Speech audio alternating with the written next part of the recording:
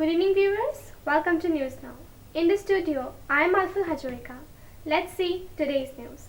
On the occasion of Rongali Bihu, orchid plantation was held in Jorhat to honor Amishi Saikia and other notable personalities.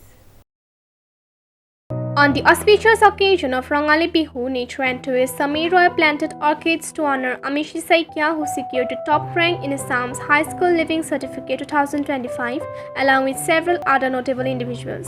Amishi Saikia planted orchids, emphasizing the importance of preserving orchids and biodiversity.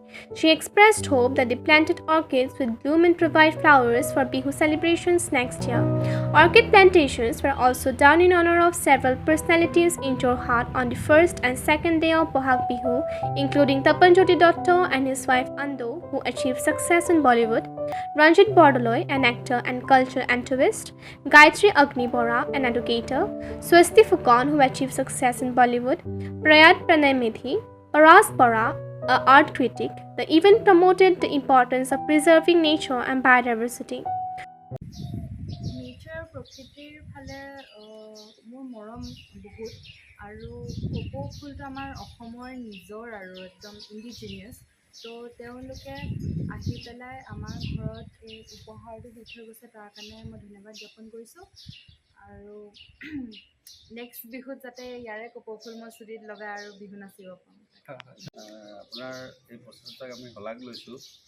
বিহুৰ বতৰত আহি এইদৰে কপৌ ফুল আমাৰ ঘৰত লগাই দিয়াৰ কাৰণে আৰু এই প্ৰচেষ্টা আপুনি অব্যাহত ৰাখক।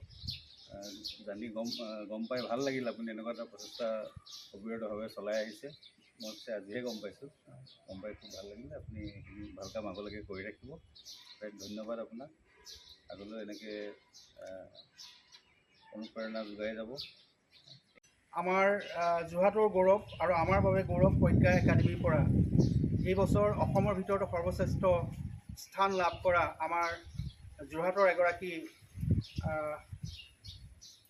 সুসন্তান আমিষী শইকীয়াই বিশেষ যোগ্যতা প্ৰদৰ্শন কৰিছে, সকলোকে অনুপ্ৰাণিত কৰিছে আৰু তেখেতৰ সন্মানাৰ্থে আমি তিনিটা প্ৰজাতিৰ অৰ্কিড ৰোপণ কৰিলোঁ।